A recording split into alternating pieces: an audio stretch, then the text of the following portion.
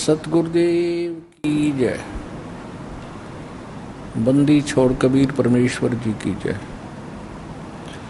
बंदी छोड़ गरीबदास जी महाराज जी की जय। स्वामी रामदेवानंद जी गुरु महाराज जी की जय हो।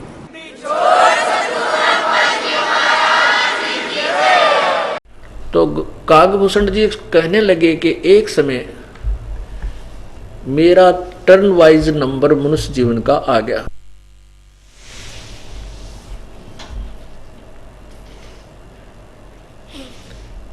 तो उस समय मुझे मानव शरीर प्राप्त था। 20 वर्ष की मेरी आयु हो चुकी थी। बहुत जवान था मैं, शरीर स्वस्थ था। और उसी समय हमारे क्षेत्र में, उस मालू देश में, क्षेत्र में एक भयंकर दुर्भिक्ष गिरा, अकाल गिर गया। वहां इतना बुरा हाल हो गया कि नर इंसान के बुड़के भरने लग गया, उसके मांस को जिंदे को खाने लग गया। घास फूस भी खत्म हो गया। वर्षा नहीं हुई 2-3 वर्ष।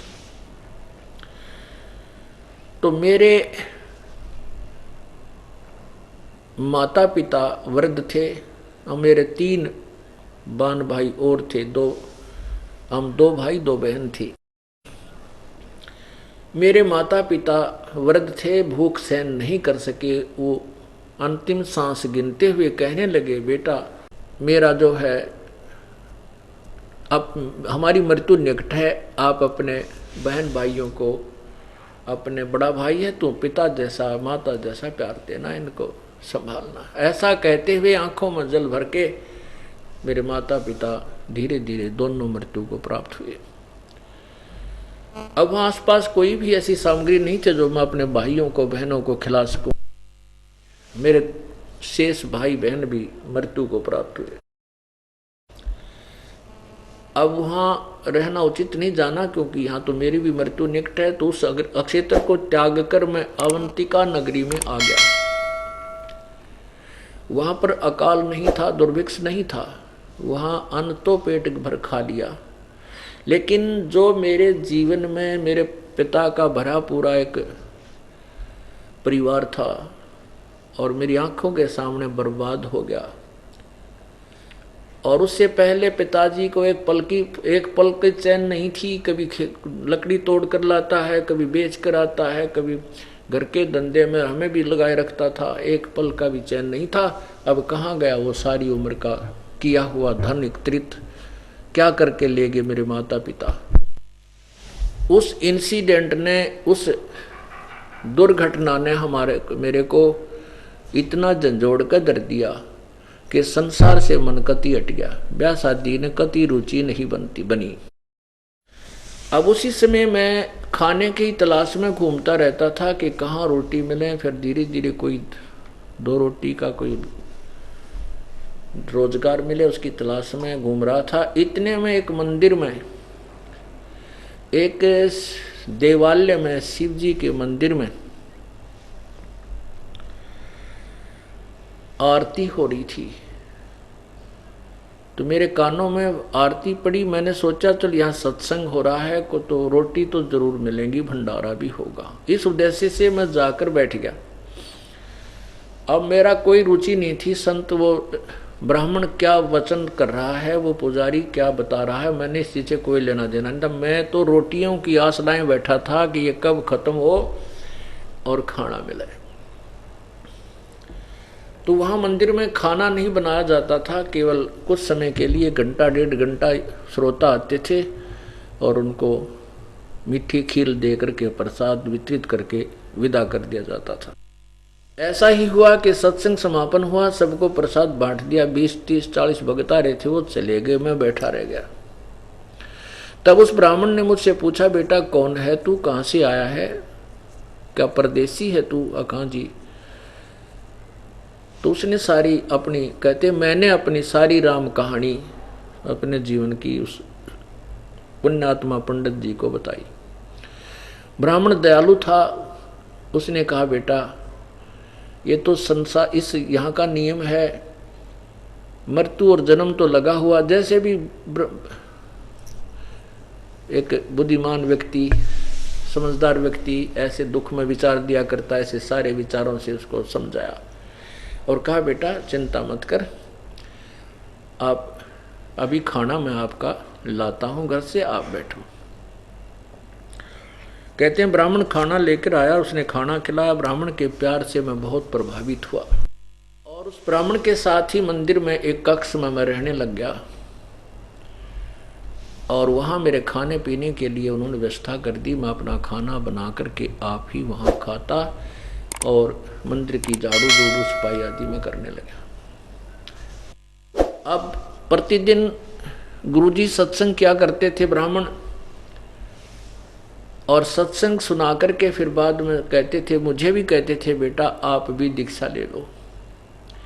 भूषण जी कहते हैं कि गुरुदेव मेरे मन में कति नहीं आती थी कि नाम ले लूं, मुझे अच्छा नहीं लगता था। मैं तो ये सोचता था बस ठीक है अपना झाड़ू झूड़ू लगाता रहूँगा, अपन टूक मुझे रोटी मिल रही है खाता रहूँगा, मुझे कोई लेना देना नहीं था। वो खूब कथा सुनाते थे, कथा में सुनता भी था, पर असर कति नहीं होता था कि मैं अपना कल्याण करवाऊँ। ऐसे करते करते 6 महीने बीत गए।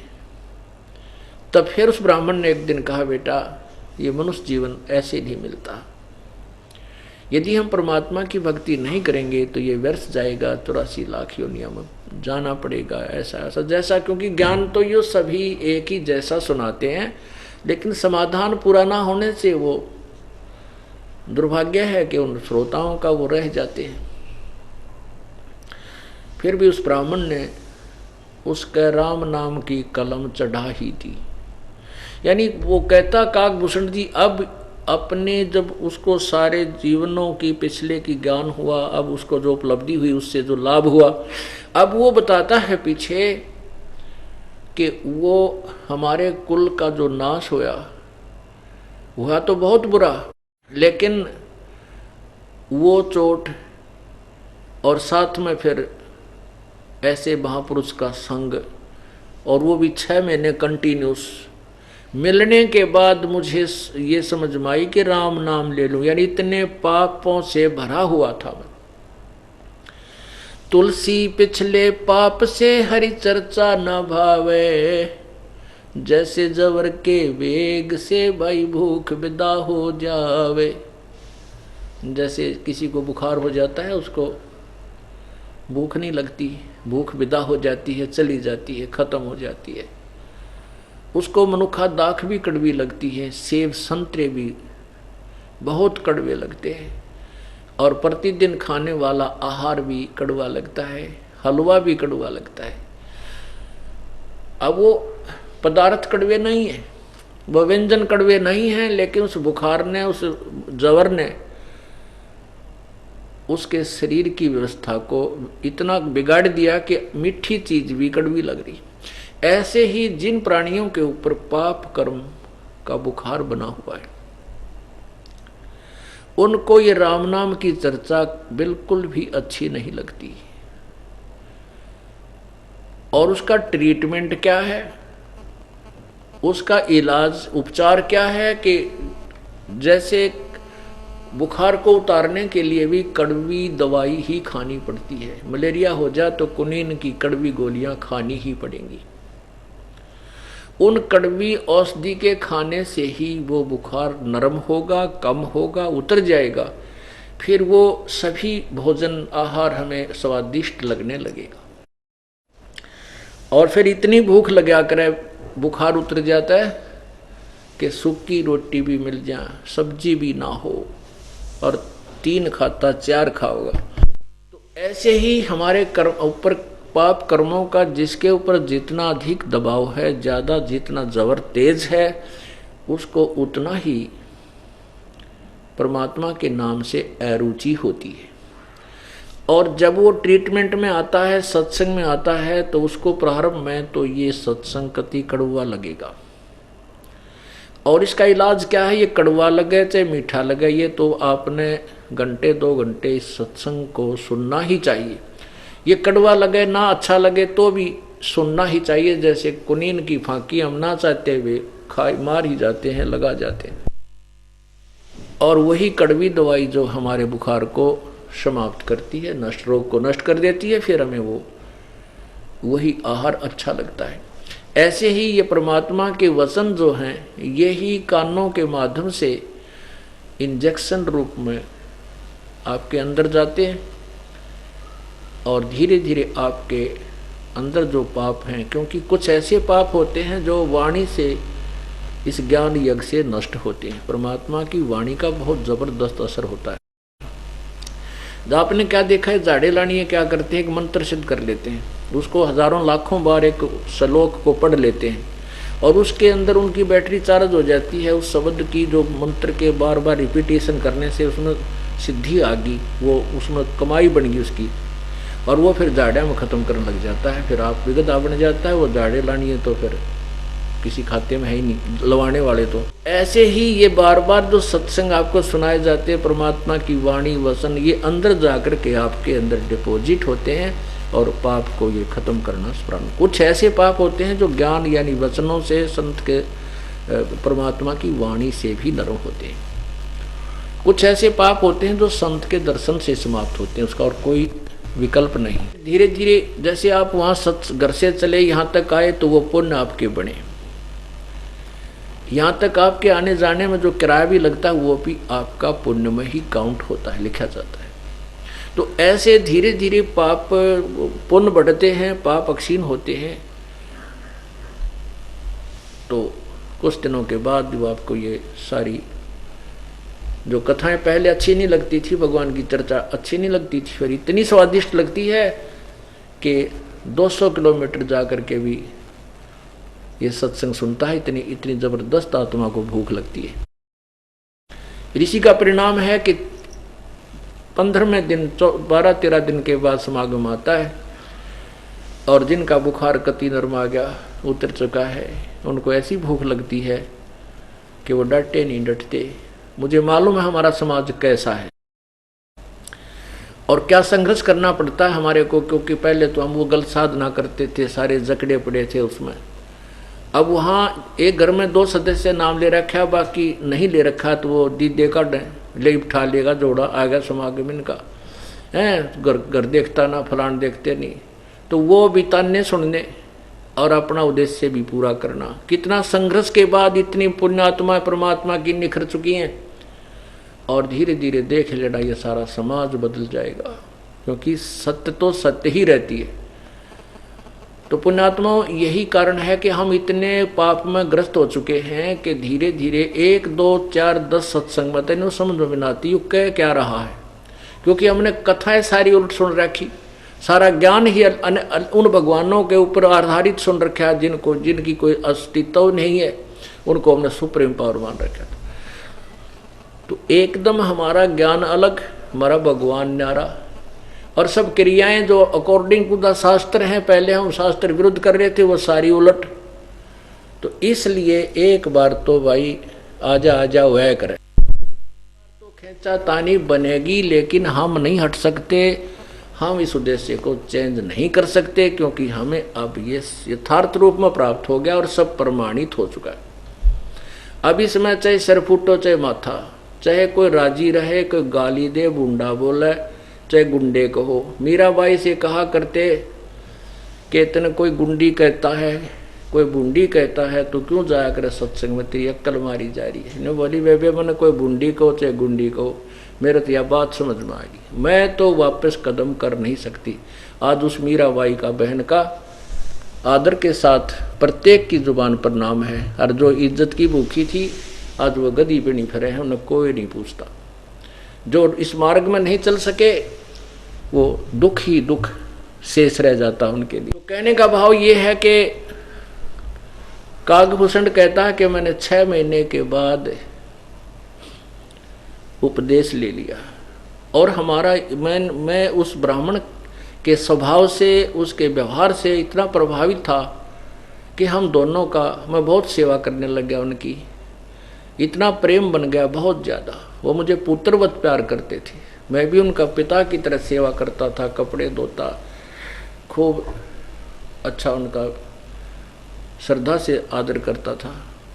कुछ दिनों के बाद फिर क्या बीमारी हुई, कि जो गुरुजी कथा सुनाते थे शिव पुराण की, वो शिव जी के पुजारी थे, वो कथाएं मेरे भी याद होगी। और मैं गुरुजी से भी अच्छी तरह लतीफेदार बना करके सुनाने लगा।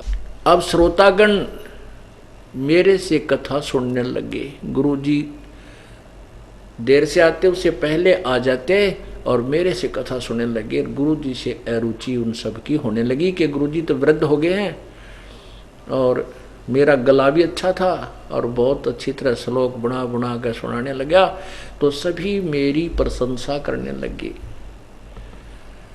अब मैं अंडी पाक गया। अब मेरे अंदर वह प्रभुता समा गई जो इस मार्ग में दुश्मन है, शत्रु है। एक दिन मेरे पास मेरे जो प्रशंसक बैठे थे और मैं उनको अपनी वो मीठी वाणी सुना रहा था और सब मस्त थे। उधर से गुरुजी आ गए पूजा करने के लिए मंदिर में। तो मैं इस शर्म के मारे कि मैं अब क्या खड़ा होऊंगा, मेरी बेइज्जती होएगी, मेरे प्रशंसक मेरे पास बैठे हैं, तो मैंने खड़ा होकर के उनका सत्कार नहीं किया गुरुदेव का, और बैठे ही दर्शन कर लिए, नो नमस्कार नुमड़ा शीश झुका दिया। अब उस ब्राह्मण ने यानी गुरुदेव को कोई इस बात से लेना देना नहीं था। उन्होंने उनकी उद्देश्य अपना पूजा करने के लिए वो मस्थे जा रहे थे, जाके अपनी पूजा में लग गए शिव जी की मूर्ति के पास मंदिर में। मैं प्रांगण में बैठा था। तो उसी समय आकाशवाणी हुई कि हे त्रिलोचन, त्रिलोचन नाम था इस काकभूषण का उस समय, कि हे पाप आत्मा त्रिलोचन, तुझे 1 लाख वर्ष के लिए नरक में डाला जाएगा। अब ये आकाशवाणी ब्राह्मण ने भी सुन ली। अब ब्राह्मण ने कहा, अरे बेटा इधर आ, क्या गलती होगी, भगवान ने आपको क्यों श्राप दिया? अक्षमा याचना कर परमात्मा से, भगवान शिव से। और गुरुदेव ने भी बहुत आदर से और भगवान की स्तुति की, बालक है माफ़ कर दो प्रभु, आप तो दयालु हैं, बच्चा है कोई गलती होगी आगे से नहीं करेगा, मांग बेटा माफ़ी परमात्मा। अब कहते हैं पिता को अपनी संतान बहुत ही प्रिय होती है। पिता से 100 गुना माँ को प्यारे होते हैं बच्चे, बालक। और गुरुदेव को माँ से भी 100 गुना ज़्यादा प्यारे होते हैं अपने शिष्य। अब जो इस पद पर आता है उसी को पता होता है। एक तो माता पिता को किसी भी संतान में भेदभाव नहीं होता, और जैसे दूसरे बच्चे एक नु कहेगा माँ इसने घना प्यार करा है, हमारे से नहीं करती, ऐसा वो कुछ नहीं करती, लेकिन वो सोच सकते हैं इस बात को। लेकिन जब वो अपने स्वयं पिता और माँ पद पर आएंगे तब उनको पता चलेगा कि माता पिता कभी भेदभाव नहीं करते। तो ऐसे ही जब कोई गुरुपद पर आता है तो पता चलता है कि उसको अपने शिष्य कितने अच्छे लगते हैं और वो उनके कल्याण के लिए कितना मतलब चिंतित होता है। जैसे अध्यापक होते हैं, वो टीचर होते हैं और वो अपने स्टूडेंट्स के भविष्य के लिए, अपने रिजल्ट के लिए चिंतित रहते हैं। यही उद्देश्य इस दास का है। हम आध्यात्मिक टीचर हैं और वो केवल एक भौतिक ज्ञान और भौतिक धन कमाने के लिए अक्षर ज्ञान कराने वाले अध्यापक होते हैं। तो उससे भी अधिक हमें चिंता होती है। तो ऐसे कहते हैं बालक बहुत है प्यारा माँ का, उससे बढ़कर शिष्य गुरुओं का। तो इस दृष्टिकोण से उस ब्राह्मण ने अपने पुत्रवत जो वो बच्चा रखा हुआ था शिष्य, उसकी चिंता बनी कि तो बात बिगड़ गई, ये तो बहुत दुख पाएगा। बार बार प्रार्थना की। फिर आकाशवाणी हुई कि मेरा वचन ना खाली जाई, यम के लोग चलो रे भाई, कि मैंने जो कह दिया ये वचन वापस नहीं हो सकता, नरक में तुझे जाना ही पड़ेगा। फिर बार बार प्रार्थना की। तब फिर आकाशवाणी हुई कि भाई ये तो जाना तो पड़ेगा, लेकिन इतना मैं अवश्य कर दूंगा तेरे गुरुजी की प्रार्थना पर कि तुम्हें नरक में यम के दूत दुखी नहीं करेंगे, रहना पड़ेगा उस नरक के अंदर। अब जैसे कोई जेल में डाल रखा हो और वहाँ कोई मंत्री का सहयोग उसको या हो और वो मंत्री कह दे वहाँ के जेलर को कि ये मेरा व्यक्ति है, इसको कोई परेशानी होनी चाहिए, तो वहाँ कोई जेल नहीं उसके लिए, लेकिन रहना पड़ेगा चारद्वारी के अंदर। बहुत फर्क हो जाता है। तो ऐसे ही कागभूषण का शरीर, कहते मेरा शरीर छूट गया। समय आने पर मेरा शरीर छूटा और फिर 1 लाख वर्ष तक मैं काल के लोक में नरक में रहा, लेकिन वहाँ यमदूतों ने भगवान शिव के आदेश से, कृपा से मुझे तंग नहीं किया। उसके बाद क्या हुआ कि मेरा जन्म हुआ, फिर ऐसे कुछ 84 कुछ जन्मों में फिर गया इधर उधर, फिर उसके बाद कई जन्मों के बाद फिर मेरा जन्म हुआ मनुष्य का। उसके बाद मुझे एक लोमस ऋषि कथा कर रहा था।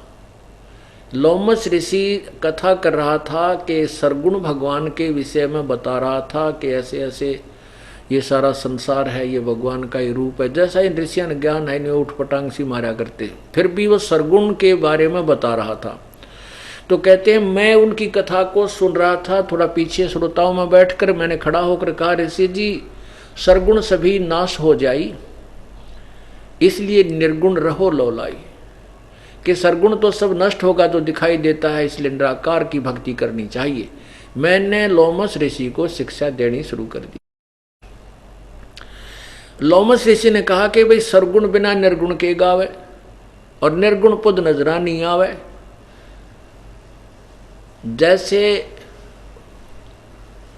जैसे वृक्ष बीज में, जैसे बीज में वृक्ष है सब ठौरा, और जब उगे तब दिखे मोरा। जैसे आम की गुठली में आम का पौधा निर्गुण रूप में है, तो वो के काम आवेगा आप कर के, उसकी त्रिपरिभाषा बताऊं, आम किसा हो है, वो पेड़ कैसा हो है। इसको हम जमीन में दबाएंगे, मिट्टी में इसकी सिंचाई करेंगे, पौधा बनेगा, फिर पेड़ बनेगा, आम लागेंगे। तो कहते हैं सरगुण बिना निर्गुण के गाऊं और निर्गुण पद नजरा नहीं आवे। तो इस प्रकार समझाने लगा लोमस ऋषि। तो मैंने उसकी बात मेरे पल्ले पड़ी को नहीं। मैंने और निकट जाकर के उनसे कहा कि आपको अगर नहीं पता है तो आप रहने दीजिए, क्यों दुनिया को भ्रमित कर रहे हो, ये है वो, हमने अंड बंड बोल दिया। तो पुण्यात्मा, हम आप जी को भी इनसे बहुत कुछ शिक्षा ग्रहण करनी चाहिए कि कोई भी भक्त है, यदि आप किसी को समझाने की चेष्टा करते हो, आपको ज्ञान हो गया है कि उनका मार्ग बिल्कुल विपरीत है और वो सही नहीं जानते हैं, आपको ज्ञान है, लेकिन उनके साथ अभद्र व्यवहार नहीं करना चाहिए। क्योंकि कुछ ऐसी भी आत्माएं होंगी जिनके पास पूर्व जन्म की सिद्धि शक्ति से डंक होगा, डंक। तो वो कोशिश कर सकते हैं उन कच्चे भक्तों पर जिनका आप ही पूरा दृढ़ विश्वास प्रभु पर नहीं है, और वो दूसरों को समझाने लग जाते हैं। कुछ ऐसे भी हैं जिन्हें नाम बिना लिया है, कुछ भक्त बताते हैं कि हमारा एक भाई है, नाम नहीं ले रखा और आपके ज्ञान को सुनकर उड़न समझाए, तो उनके ऊपर ये प्रभाव हो सकता है, क्योंकि उनको परमात्मा का संरक्षण नहीं है। और किसी को समझाते हैं और ये ज्ञान अच्छा दृढ़ है, सत्य है, और वो उठ पटांग बोल दे, उसमें कोई पूर्व जन्म की भक्ति शक्ति है और वो शराब आदि को वचन बोल देता है, तो उसको भी असर हो सकता है। लेकिन जिन्होंने आपने नाम ले रखा है और आप मर्यादा नहीं तोड़ोगे, मर्यादा का भाव ये है कि आपने उनको अभद्र तरीके से नहीं कहना चाहिए। आप प्यार से कहो, नम्रता से समझाओ, और नहीं मानने तो उसके साथ फिर अभद्र शब्द प्रयोग नहीं करने चाहिए, इससे भगवान रुष्ट हो जाता है। तो यहाँ कागभूषण कहता है कि मैंने उस लोमस ऋषि जी को बहुत ही करड़े शब्दों से कह दिया कि तू जानता ही नहीं है तो क्यों फंड कर रहा है, क्यों ऐसे करता है, क्यों बका रहा है। उसने मुझे श्राप दे दिया, अरे तू तो चंडाल के घर जन्म हो तेरा।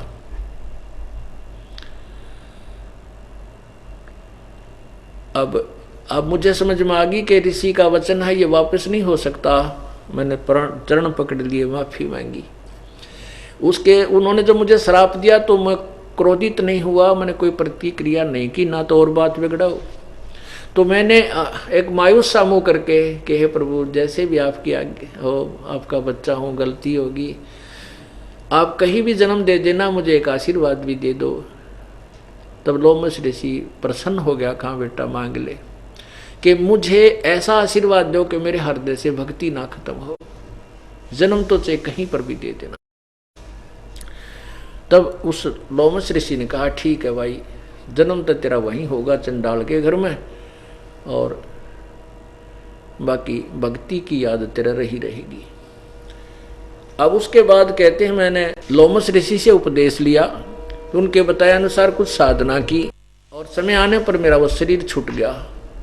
उसके बाद फिर मैं ब्रह्मा की पत्नी के पास हंस सवारी है इनकी, वो हंसनी रखती हैं। हंसनी जब नए दूध होने लगी, अर्थात तो ऋतु पर आई, ऋतु हुई तो उसको काग चंड के पास उसको गर्भ धारण कराने के लिए लेकर गई। तो उसके संयोग से फिर इसके काग भूषण का जन्म हुआ। ऊपर से गर्दन तो काग की है, नीचे से शरीर देवताओं जैसा है। उसके बाद कागभूषण, क्योंकि भक्ति की चाह तड़फ इसके अंदर बनी हुई थी, ऐसे ही संतों के विचार सुनता सुनता घूम रहा था, तो जोगजीत रूप से नाम से परमात्मा प्रकट हुए थे कबीर परमेश्वर। उन्होंने जब उनका सत्संग सुना, कागभूषण ने लगातार कई दिनों तक फिर उनके चरणों में शीश रख दिया, प्रभु ऐसा ज्ञान मैंने आज तक कहीं नहीं सुना। ये पूरे 9 खंड के अंदर मैं भ्रमण कर चुका हूँ, मेरी जिज्ञासा अभी तक समाप्त नहीं हुई थी, भक्ति अवश्य कर रहा था। तो तब कागभूषण को परमात्मा ने उपदेश दिया, उस भक्ति के कारण उसको देव पद प्राप्त है।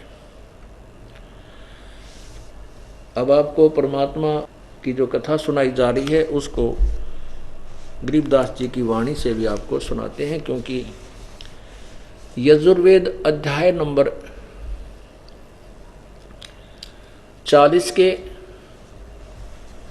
और मंत्र नंबर 13 में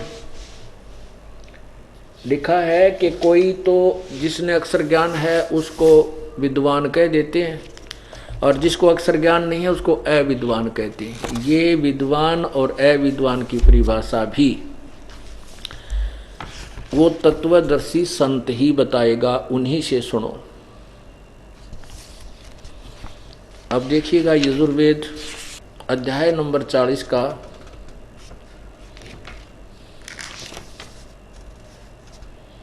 मंत्र नंबर 13, ये देखिएगा यजुर्वेद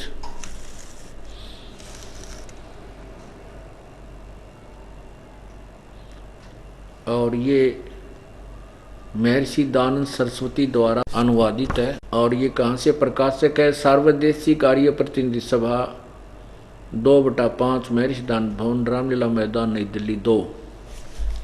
इसमें क्या है ये देखिएगा। पहले हमने अपनी संस्कृत देखनी है, क्योंकि इनको तो पता था ही नहीं, तो गुड़ का गोबर कर गए, अड़ंग सड़ंग मिला के उसको अनुवाद नहीं करके गए, बिल्कुल बेकार कर दिया।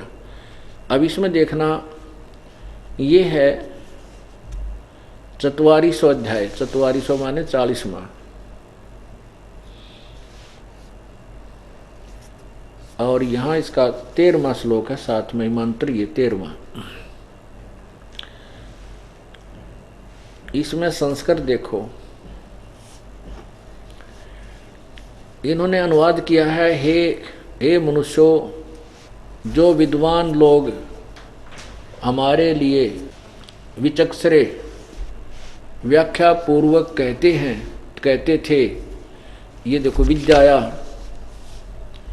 विद्याया पूर्वोक्त विद्या का और अन्य ही कार्य का फल आहु कहते थे। अविद्याया पूर्व मंत्र से प्रतिपादन की अविद्या का अन्य फल कहते हैं। इस प्रकार उन धीराणाम आत्मज्ञानी विद्वानों, धीराणाम माने तत्वदर्शी, उन तत्वदर्शी विद्वानों से उस वचन को हम लोग सुनते थे, ऐसा जानो। अब इसका कोई अर्थ बना, इनका कोई सेंटेंस भी नहीं बना। इसका अर्थ है कि जो अशिक्षित हैं उनको तो अविद्वान कहते हैं, और शिक्षा जो अक्षर ज्ञान है जिसको, उसको विद्वान कहते हैं। कहते ये यथार्थ ज्ञान भी उन विद्वानों से सुनो जो तत्वदर्शी संत हैं। कहने का भाव ये है कि वो संत ही बताएगा कौन विद्वान है, कौन अक्षर, कौन विद्वान है, उसकी परिभाषा भी वही बताए। अब आपके समक्ष वही सिद्ध करना चाहता आप ये दास कि परमात्मा कबीर जी को ये अज्ञानी ऋषि और संत अविद्वान कहा करते कि वो के जाने जुलाहा है। कई पंडितों के पास, जैसे ऋषि दयानंद ने सत्यार प्रकाश उल्लास 11 में लिखा है कि कबीर अनपढ़ था, अशिक्षित था, वो विद्या पढ़ने के लिए कई ब्राह्मणों के पास गया, उन्होंने उसको नहीं पढ़ाया तो आप पर तंबूरे लेकर गान लग गया। उसने जो कुछ भी शब्द बनाए वो उसके चेले उसके जाल में कुछ जुल्हाए आदि नीच व्यक्ति फंस गए। इस तरह की भाषा तो भगवान के लिए दयानंद जी ने प्रयोग कर रखी। अब आपको दिखाते हैं कि वो कल आपने ऋग्वेद मंडल नंबर 9 के सूक्त 96 मंत्र 16 से लेकर 18 तक में स्पष्ट हो गया कि वो कबीर परमात्मा है, और वो कबीर परमात्मा अपनी महिमा कबीर वाणी के द्वारा, कबीर गिरह के द्वारा, कबीर वाणी के द्वारा उच्चारण करके, आवाज करके, गरजता हुआ गरज के आवाज करके सुनाता है। और वो होता परमात्मा ही है, और अपनी महिमा को लोकोक्तियों के माध्यम से सुनाने के कारण, कविताओं के माध्यम से सुनाने के कारण उसको कवि की उपाधि भी दी जाती है, प्रसिद्ध कवि की उपाधि भी दी जाती है, लेकिन वो होता है परमात्मा ही। अब क्या बताते हैं? बूझ है गरुड़ भूषंड बियाना, मोसे कहो भेद विधि नाना, वचन सुशील दृष्ट अनुरागा, देवता की देह द्वार मुख कागा, कलंगी 3 शीस 30 साजय, शब्द कुलाहल हरख निवाजय, मधुकर बैन सुनत हो शांति, कहो भूषंडिया की उत्पाती, मधुकर बैन विलास बहो, सुख सागर आनंद, तावा सुरत लगाई, ये सुनत कटे सब फंद।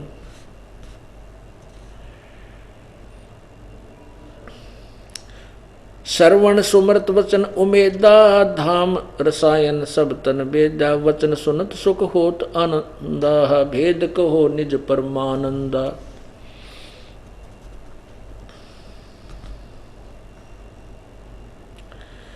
परम भेद कहो बहु भांति, मिटे हमारे मन की काती, कौन देश को नगर निदाना, कहो भसंड आधि परवाना, कौन पिता को जननी जाम्या, कौन कुली कौन वंश बखाना, कौन कुली कौन वंश बखाना, अरबन वर्ण कला परवेशा, तुमरी महिमा कर है शेषा, जल रूप जल स्वरूप कुछ तरंग न तेजम, इंद्री जीत चढ़े मन से जम, ब्रह्म निरूपण निर्गुण भेसा, कहो भूषणमय आद संदेशा, चंद्र का तेज सूरज की किरणा, जासे अधिका तुमरा वर्णा, कौन कलागत रूप स्वरूपा, तिमर मिठ उजियारा धूपा,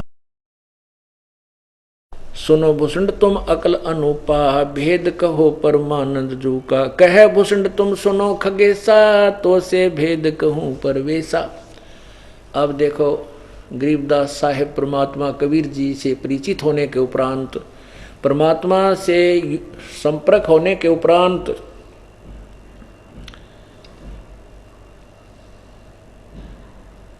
अब क्या बता रहे हैं और कैसी भाषा प्रयोग कर रहे हैं। एक अशिक्षित अक्षर ज्ञान ना होते हुए भी कितनी शुद्ध भाषा बोल रहे हैं। कहे भूषण तुम सुनो खगेसा, तो से भेद कहूँ परवेशा। खग, खग माने पक्षी, और पक्षियों के राजा गरुड़ जैसे नरेश राजा होता है, मनुष्यों का स्वामी, उसे नरेश कहते हैं। ऐसे खगबन पक्षी और पक्षियों का जो राजा होता है उसको खगेश कहते हैं। कहते हैं कह भूषण तुम सुनो खगेशा, तो से भेद कहूँ परवेशा, शंख कल्प युग गए बिहाई, पूर्व जन्म की कथा सुनाई। सुनो गुरुड़ बोरा आद संदेशा, शंख कल्प जुग हो गए थे जामन मरण जिहान, जन्म पूर्वला तुझे कहूँ सुनो खगेश सुजान। क्या बताते हैं कि पहले ना जाने कितने जन्म बर्बाद कर दिए थे। सुनो गुरुड़ मोरा आद संदेशा, भिन भिन वेद कहूँ खगेशा, शंख जन्म पूर्व पैल माला, गए जो मिथ्या नहीं संभाला। कहते मेरे पहले शंखों जन्म मनुष्य के बर्बाद हो गए थे, मैं नहीं संभाल पाया। मैंने कभी भी किसी जन्म में भक्ति प्रहार नहीं की, ऐसा मैंने अपने जीवनों को, मनुष्य जीवनों को बर्बाद किया। अवधपुरी एक नगर निधाना, ता अवतार धरे मोरे प्राणा, 20 वर्ष की उम्र पुनीता, मात पिता भय काल सनीपा। पड़ा काल दुर्भिक्षता ही, पृथ्वी डोल गई रे भाई। करुण जी को बता रहे हैं काकभूषण जी के भाई, एक बार जब मैं 20 वर्ष की उम्र का था, एक दुर्भिक्ष काल, बहुत भयंकर काल पड़ा और मेरे माता पिता सब मृत्यु को प्राप्त हो गए। पड़ा काल दुर्भिक्षता ही, पृथ्वी डोल गई रे भाई। कहते पृथ्वी भी डोल गई, इतना वहां पर नरसंहार हुआ, मर गए दुनिया, प्राणी सब, पशु पक्षी तरफ तरफ के मर गए। पड़ा काल दुर्भिक्ष अपारा, मनुष्य मनुष्य का करे आहारा। कितनी प्यारी लैंग्वेज बोली जा रही है गरीबदास साहेब जी, जो कभी पढ़े नहीं थे और अशिक्षित थे, और कितनी अच्छी लैंग्वेज उन्होंने बोला है। ये वो विद्वान थे। एक अक्षर एक कोई भाषा विशेष के जानकार होने से विद्वान नहीं होता। जैसे कोई संस्कृत जानता है तो उसको अंग्रेजी नहीं आती, वो किसा विद्वान, उसने फारसी नहीं आती, पंजाबी नहीं आती। तो कबीर, ये परमात्मा जो है गरीबदास जी महाराज और कबीर साहब जी प्रत्येक लैंग्वेज को जानते थे। पृथ्वी पर जितनी भी भाषा है वो सभी का इन अपनी लैंग्वेज में, अपनी अमरवाणी में प्रयोग किया हुआ है। तो इससे सिद्ध है कि ये विद्वान थे। पड़ा काल दुर्भिक्ष अपारा, मनुष्य मनुष्य का करे आहारा, अन्न का नाही आहार प्राणी ही, पड़ा काल दुर्भिक्ष अमानी, अवधपुरी हम तजी खगेशा, ताहि समय गए मालू देसा। पुरी अवंती लीन्या बासा, जहाँ वहाँ नहीं अन्न की त्रासा, अन्न तो वहाँ पेट भर खाया, कह भूषण सुनो खगराया। कह भूषण सुनो खगराया, है राय माने भी स्वामी, जैसे राय साहब कहा करे कि खग राय है, खग पक्षियों के मालिक, सुनो मेरी बात को। पंडित एक अवंती माही, कथा कर्ण शिव द्वारे जाही, सट मासम संगति कीनी, बहुर तास की दीक्षा लीनी। टहल कर जिस पंडित केरी ही, गुरु चेले का भाव गनेरी। स्वामी कर्ण गए स्नाना, पूजा अर्पण धूप ध्याना। शिव पूजा पंडित अर्थावे, बेल पत्र दरलिंग बनावे। शिव पूजा पंडित करे, जहाँ हम लिया निवास। गुरु दीक्षा मन में करी ही, मिटी खगेश पियास। तन मन अर्पे फेरे माला, जाके ऊपर ईश दयाला। अब क्या बताते हैं कि वो भगवान शिव जी उस ब्राह्मण की पूजा से बहुत ही प्रभावित था, उसके ऊपर कुर्बान था, यानी उससे बहुत प्रसन्न था। पूजा करण दिवालय आए, जहाँ हम बैठे दर्शन पाए।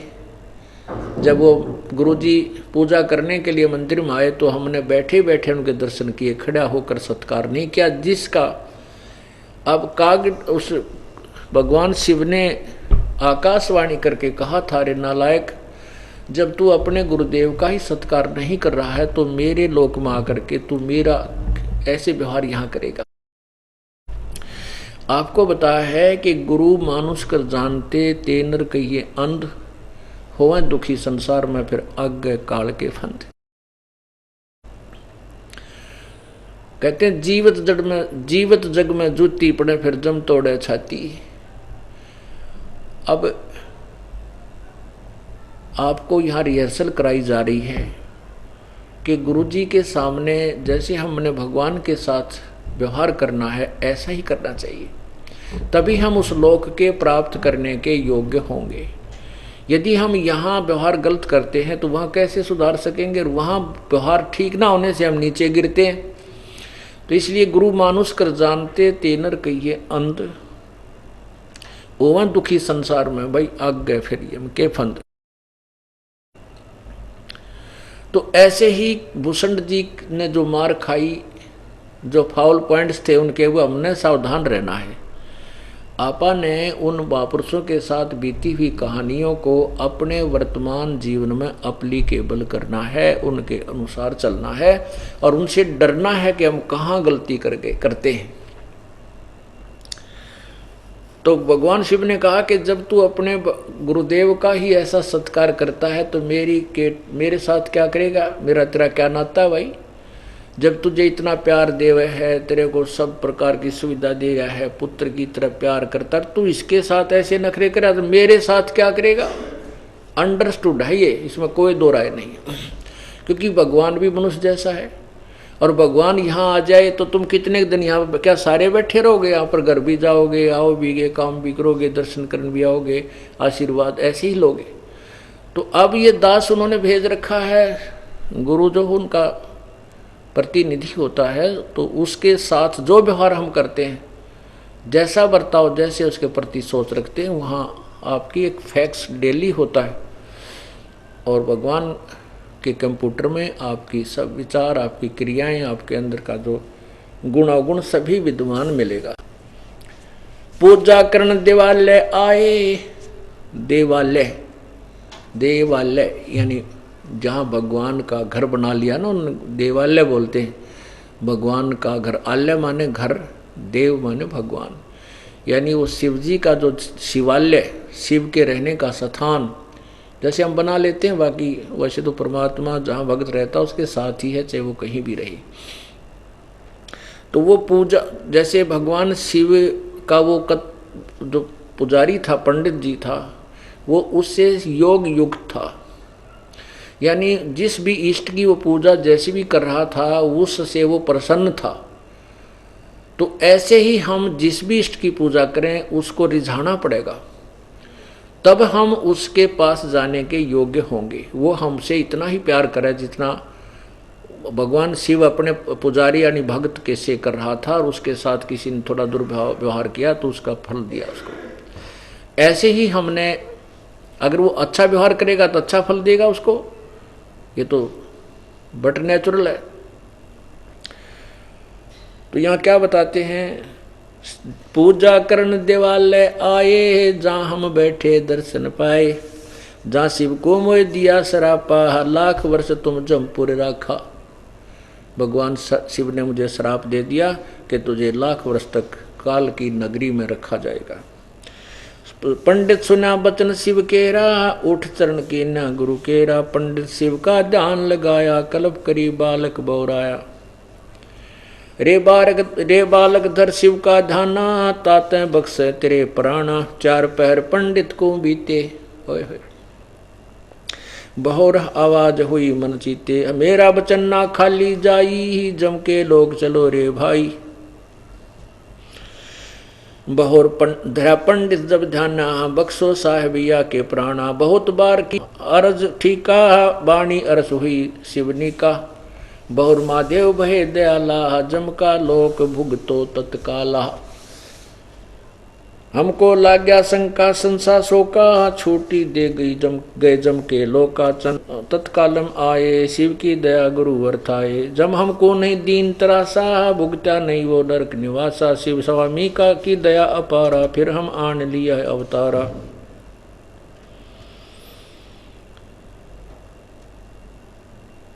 जन्म धरे तत्काल जब छूट गई मम दे। शिव गुरु शिव साहेब दया से हो गए निरसंदेह। जोग ध्यान और नाम नरेसा, जब तब करनी मिटी अंदेशा। प्राणायाम किया परिणामा, स्वर्गपुरी को चले विमाना। लोमस ऋषि जहाँ कथा कराई, जहाँ हम प्रसंग पूछा जाई। सरगुण कथा होत तिस बारी, हम तो निर्गुण के अधिकारी।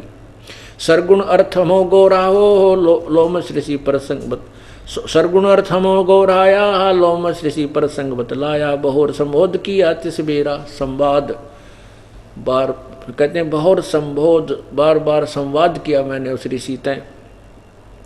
बहुर संबोध किया तिस बेरा, बैठा जाए निकट हमनेरा। सरगुण कथा बिना क्या गावे, निर्गुण पद नजरों नहीं आवे। जदवा बोले काग सुंडा, दर्श्या अद्भुत रूप अखंडा। सरगुण सकल नाश हो जाई, निर्गुण सदा रहो लो लाई। लोमस ऋषि प्रसंग विस्तारी, सुनो गरुड़ आदि कथा हमारी। बहुर किया सरगुण प्रसंगा, शिव की जटा रहे जो गंगा। तप करके भागी रथ लाए, तिहु लोक कीर्ति दर्शाए। अब लोमस ऋषि जी कथा सुना रहे थे सरगुण और निर्गुण की। क्या बता रहे कि जैसे भगवान शिव की जटा कुंडली डैम में ये गंगा थी, और वहाँ से तप कर्या भागीरथ ने, फिर वरदान पाया तो वो स्मृत लोक में प्रकट की। तो जब यहाँ नहीं थी हमारे लिए तो निर्गुण थी, यूजलेस थी, उसका कोई लाभ हमें नहीं था, कोई गुण हमें मिल नहीं रहा था। तो वो सरगुण, वो वहाँ पे सरगुण थी, और यहाँ प्रकट हुई तब सरगुण ही हमें नहीं उपलब्ध हो रही थी, वो निर्गुण थी। कैसे शिव की जटा रहे जो गंगा, बहुर किया सरगुण प्रसंगा। शिव की जटा रहे जो गंगा, तप करके भागीरथ लाए, तिहु लोक कीर्ति दर्शाए। गुप्त वस्तु प्रगट दिखलाई, निर्गुण सरगुण समझो भाई। उसके बाद ये तो आपके परमात्मा की अमर कथा सुनाई है, अमर वाणी सुनाई है। तो अब जो प्रसंग चल रहा था कि दो प्रकार से मानव शरीर प्राप्त होता है। आपका सौभाग्य है कि आपको किसी ना किसी जन्म में ये राम नाम की कलम चढ़ी है आपके, और अब वो इतनी प्रबल होगी है कि आपके इतने पुण्य बन गए हैं कि परमात्मा ने आपको वो यथार्थ ज्ञान भी बता ही दिया। क्योंकि सकल पदार्थ है जगमाही, और कर्महीन नर पावत नाही। अब यहाँ एक ऐसी व्यवस्था है सतलोक आश्रम बरवाला और करौथा में इस दास को दी है प्रभु ने, कि एक ऐसी विधि हमें मिल गई है कि जो हम कर्महीन हैं तो हम कर्म युक्त भी हो सकते हैं। चाहे कितना ही कर्महीन प्राणी है, वो कर्महीन क्यों है? क्योंकि उसने पुण्य करने की विधि, धर्म करने की विधि, नाम जाप की कोई विधि ठीक ना मिली, इसलिए वो कर्महीन हो गया। गुरु बिन काहू न पाया ज्ञाना, जो थोथा वो छड़े किसाना। गुरु बिन वेद पढ़े जो प्राणी, समझे न सार रहे अज्ञानी। ये सभी अज्ञानी ऋषि मैं ऋषि डले डोए गए, शास्त्र साधना करके सिद्धियां प्राप्त करके अपना भी जन्म खोए गए, और साथ में अनुयायियों को भी अपनी सिद्धियों से रिझाते रहे, अपना भी जीवन व्यर्थ कर गए, और ये भी भोली आत्मा कंगाल बना दी। अब जो कितना कर्महीन प्राणी है उसको आप परमात्मा की गुण सुनाना शुरू करोगे, रिश्तेदार है, भाई है, बहन है, या कोई और मित्र है, सहेली है, तो उसको जब आप कथा सुनाओगे भगवान की, तो कुछ घंटा, आध घंटा, 20 मिनट, जितने भी ये पुण्य कथा सुनेगा, परमात्मा की जो महिमा सुनेगा, तो उसको उस ज्ञान यज्ञ का फल मिलना शुरू हो जाएगा। अब आपके पास कोई रिश्तेदार आता है, मित्र आता है, क्योंकि पुरानी मंडली तो चक्कर काटेगी जब आप नाम ले लोगे, आप सब बुराई छोड़ दोगे, गुटी लानी है, साथी भी आया करेंगे, और भी सिनेमा देखने जाया करते हुए भी, ताश खेलनी है भी, है ओका पाड़ भी, चौगर तो चक्कर काटेंगे आपके, दारू गुटी पीनी है भी। तो अब उनसे पीछा छुटाने का एक ही तरीका है, 5-4 मिनट तक औपचारिक बातें होती हैं, 10 मिनट गणत गणी, उसके बाद फिर और ही कथाएं शुरू होती हैं। कोई अपने डिंग मारता है, कोई किसी की सुनाता है, कोई अपने बेटियां की कथा सुना होगा, कोई नो मेरी बेटी इतनी सुखी है, या हमारा भैंस इतना दूध, क्या कहने लग जाएंगे। तो उनकी दो चार में बातें सुनकर फिर अपनी सुनाना शुरू कर दे भगवान की कथा। वो हम वहाँ सत्संग में जाते हैं, मैंने तो एक ऐसा अनमोल ज्ञान सुना है, ऐसा कभी नहीं सुना था, ऐसे ऐसे। तो उससे दो लाभ होंगे। यदि आपका मित्र है और आपका उद्धार उसका कराना चाहते हो तो आपका मित्र है। अपने मित्र का या भाई का, बहन का, रिश्तेदार का आप उपकार अवश्य करना चाहोगे और चाहिए भी। तो उसका उपकार इसी में है कि वो कथा सुने भगवान की और इस मार्ग को ग्रहण करे, अन्यथा वो आपके नहीं और वो आप उसके नहीं। आप मित्र नहीं हो उसके। यदि आपको कथा, आप उसको अपने मार्ग पर नहीं लगा रहे हो, आप भाई नहीं हो, आप बहन नहीं हो, आप पति नहीं, आप पत्नी नहीं, तो उसको कोशिश करे ये कथा सुनाने शुरू कर दे। अब आपको ये भी पता होगा कि तुलसी पिछले पाप ते हरिचर्चा ना भावे। कबीर परमात्मा कहते हैं, कबीर पिछले पाप से हरिचर्चा ना भावे, कह ऊँग कह उठ चले ना और बात चलावे। अब उसका तो स्वभाव है, ये तो होगी प्रतिक्रिया कि परमात्मा की वाणी है कि या तो वो परमात्मा की कथा शुरू होते ही कदम लग जाएगा। जब उसने जानना जगह ना होगी, शाम का समय हो गया, रात काटनी पड़ेगी, तो वो आप सुनाओगे तो लटके लेने लग जाएगा, वो सो जाएगा। पड़ जा ठीक से, पांडा छूटा, अपनी भक्ति करो और सुना इतने कथा सुनाओ। और आप कथा सुनाओगे जितने समय भी उसने सुना है आनाकानी करके, वो फल उसको अवश्य मिलेगा, क्योंकि वो ज्ञान यज्ञ का फल मिल गया, राहत मिली उसको कुछ उससे। उसके बाद अगर वो कोई नहीं सुनना चाहता, मान ले दिन में आ गया, पता है कि 2 घंटे मगज चाटेगा, तो उसको कथा सुनाना शुरू कर दो कि अब के उस दिन सत्संग है, आप जरूर चलिए, मैं आपको लेने आऊँगा। तो वो या तो आपकी कथा सुनेगा, ना उठ कर चला जाएगा। 2 तरीके हैं, या तो क्योंकि आपके घर पर रहोगे वो इधर उधर की बात चलाओगा, फिर आप घुमा फिरा के वही परमात्मा की चर्चा महिमा शुरू कर दोगे। तो वो या तो वो सुनेगा और नहीं उठ कर चला जागा तो चला जा, कोई बात नहीं, आपको भक्ति का समय मिल गया। अन्यों क्या ना नहीं जा सकता, जा तो मैं भक्ति करूँगा, अच्छा नहीं लगता, शिष्टाचार नहीं है। तो इससे ये ऑल आउट है, ये परमात्मा की चर्चा वो भक्तिहीन मच्छरों के लिए ऑल आउट है, जो आपको बाधक है।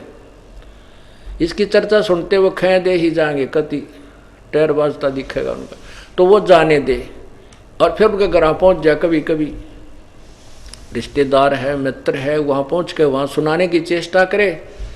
इस प्रकार उसके कर्म बनाए जा सकते हैं। फिर यहाँ आएगा, परमात्मा के लिए आएगा, चर्चा सुनेगा, कोई पुण्यदान बनेगा और ना तो देखा देखी करेगा। तो उससे फिर ये उसकी भक्ति प्रारंभ हो जाएगी। तो इससे दोनों थर्मामीटर आपको दे दिए कि यदि पुण्यात्मा है तो रुचि रुचि सुनेगा। 1-2 बार आनाकानी हो सकती है, फिर उसको आप प्रेरणा होगी, वो स्वयं आने लग जाएगा। ये समझो कि मानव शरीर से आया हुआ प्राणी है और ये ग्रहण करेगा। समय अवश्य लगेगा, क्योंकि हम भगवान की भक्ति छोड़ने के बाद पूरे पाप इकट्ठे करते, पुण्य तो हमारे पास रहता ही नहीं। कहते हैं पृथ्वी ऊपर पग जो धारे है, करोड़ जीव एक दिन में मारे। ओए होए, इतने पाप हम एक पैर रखने में भी एक दिन में करोड़ों जीवों को मार करके विश्राम करते हैं। और उसको साफ करने का, उन पापों को नष्ट करने का कोई औषधि नहीं, कोई साबुन और पानी नहीं, तो मैला कपड़ा मैला ही होता जाता है। तो यहाँ परमात्मा के सत्संग में, अमृत से, भजन से पाप इतने होते हैं। लेकिन अब हम भजन, सिमरण, सेवा, दान करते हैं, वो जैसे कपड़ा प्रतिदिन प्रयोग करने से मैला हो जाता है, तो प्रतिदिन साबुन और जल से उसको वाश किया जाता है, तो वो निर्मल रहता है, धोया जाता है। और जो बिल्कुल साबुन पानी का प्रयोग ना करते, उनके कपड़े देखना कैसे हो जाते हैं। तो ऐसे ही हमारा अंतःकरण, हमारे जो सूक्ष्म रूप के अंदर जो हमारा शरीर है, वो हमारी आत्मा इतनी मलिन हो चुकी है, तो उसको साफ होने में समय लगेगा। 1, 2, 4, 10 बार परमात्मा की महिमा सुनेंगे तो अवश्य उज्जवल होगा और उसका बुखार उतर जाएगा, भूख लगेगी, और फिर वही आत्मा 100 काम छोड़ के आत्म कल्याण के लिए परमात्मा के दरबार में दौड़ के आएगा। और यही तरीका है प्रभु पाने का और आत्म कल्याण कराने का। सत साहिब।